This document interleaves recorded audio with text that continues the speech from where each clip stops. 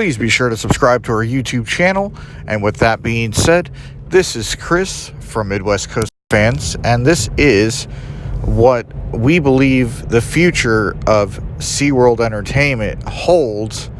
And if many of you guys, and this is kind of like a podcast / discussion type of video here on YouTube, but if many of you guys don't know, SeaWorld Entertainment, they own obviously all the SeaWorld parks, but they also own the Aquatica parks, and they also own Sesame Place in Pennsylvania, and Busch Gardens Tampa, and Busch Gardens Williamsburg.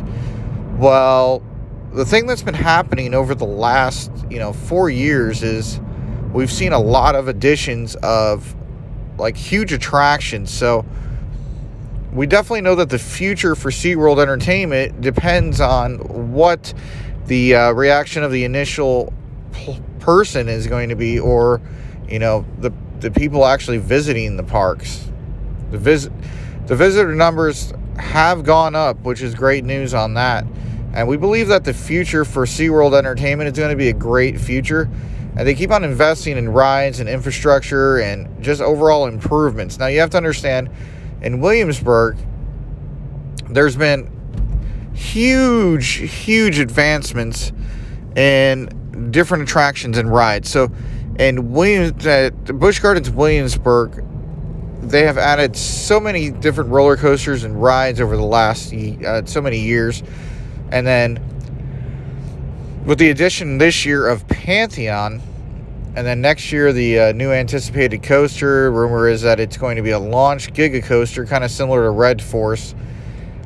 But we don't know specifically what that's going to definitely entail yet. So right now all we know is that there's going to be serious investment over the next 2 years, to include this year with Pantheon and another coaster. And then you swing down to Busch Gardens Tampa, and you've got the investment of Iron Gwazi. Last year in 2019, you had the investment of Tigris.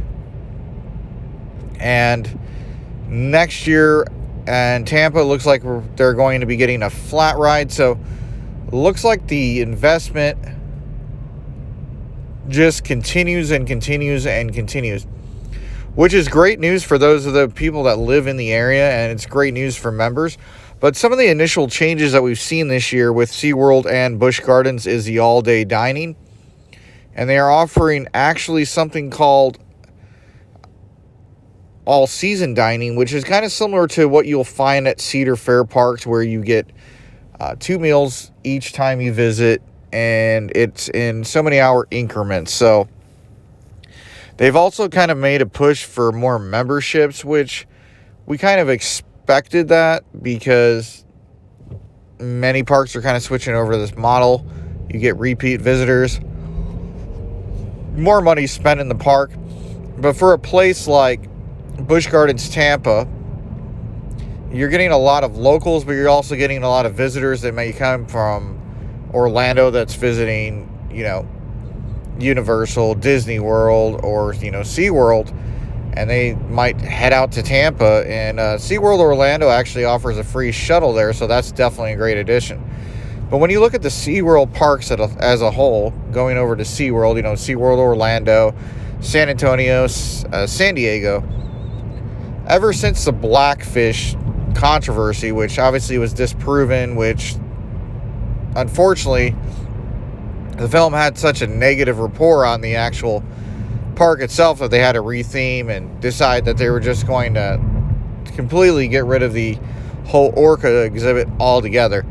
But anyways, they've kind of made the push for more coasters, trying to make it more, orientated towards families and towards people that are looking for coasters, while still kind of maintaining the whole animal theme. But when you really look at it, the whole animal theme is not fully intact like it used to be. And it could be because that's not what's selling anymore.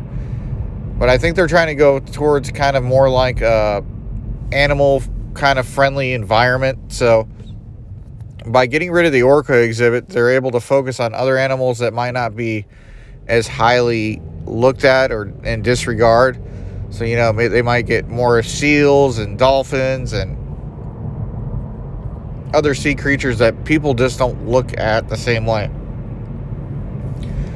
But I feel like SeaWorld is going to make the push over the next 5 years to kind of gear itself away from animal exhibits.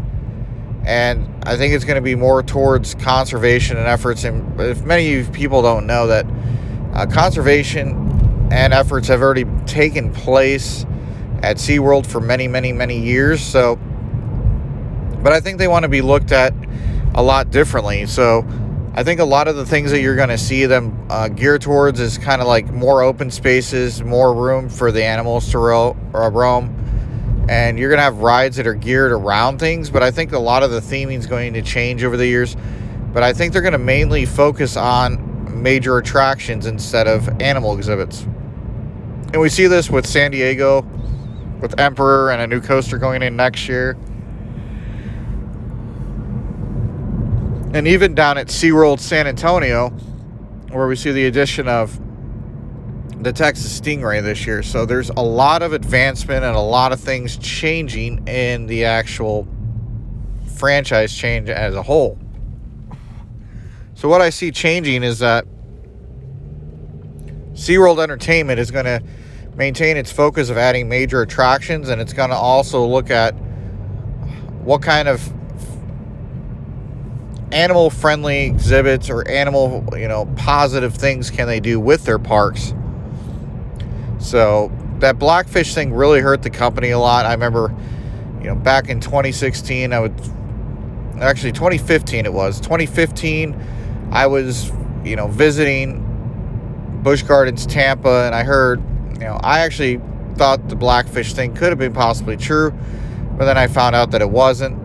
But I had an employee actually tell me while I was at Busch Gardens, Tampa, that I should reconsider going there because the company is a great company to work for, and he highly recommended it. And, I heard that from many employees that work there, so it kind of made me, rethink that whole Blackfish controversy.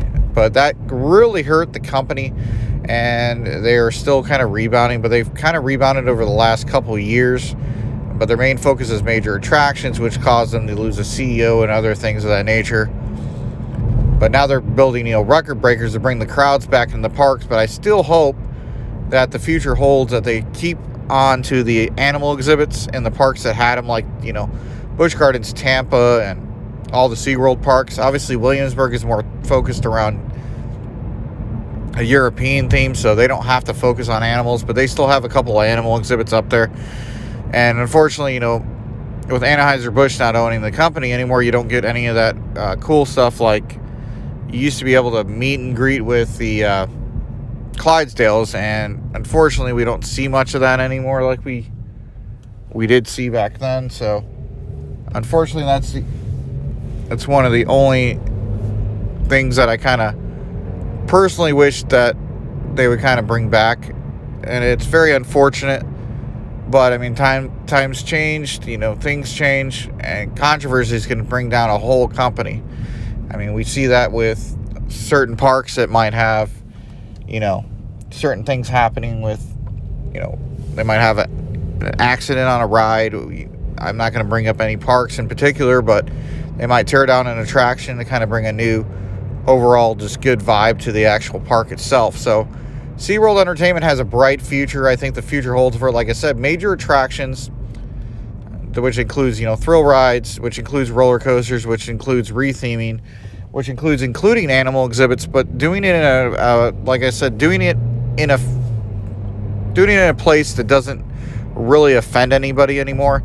So, like I said, you're asking the public what kind of animal exhibits they feel comfortable with. You're giving the animals more space. But also you're seeing a lot of different structures getting, reworked into roller coasters. And I think they're going to kind of pull towards still having the sea life, but I think they're going to pull towards the new attractions and roller coasters kind of, in the ride queue and stuff like that, having more of kind of a conservation type direction towards it instead of having animal space in it, because they don't want the backlash. They don't want the controversy anymore. And they just want to, have a successful brand, which, SeaWorld is a successful brand, and it does many great things. One of the many great things I could say that it does is that every year, back even when I was in the military, and even being a veteran now, is that SeaWorld has always supported our United States military by giving them free passes to go into the park, and now they just offered veterans and now teachers. So SeaWorld Entertainment has always really appreciated the people that go into the parks, and you see that from the rain checks and things of that nature, and just the overall interaction that they have with the people that actually come into the park. So like I said, to conclude this, the future is looking very bright. The stock is up. They're investing heavily into their parks, which they needed to do a while ago, and now they're finally realizing that this is bringing people into the park. So they're bringing record-breaking coasters and exhibits that people want. And as long as SeaWorld Entertainment continues to listen to the actual public itself, then what you're going to have is a lot of people satisfied. And in return, SeaWorld Entertainment is going to be around and be one of the most successful park franchises for years to come. That concludes our video today. We hope you enjoyed our video. If you enjoy our content, please be sure to subscribe and watch some of our other videos here on Midwest Coaster Fans. We want to thank you again for watching our videos discussion here today on Midwest Coaster Fans. And with that being said, this is Chris signing off. Until next time on Midwest Coaster Fans.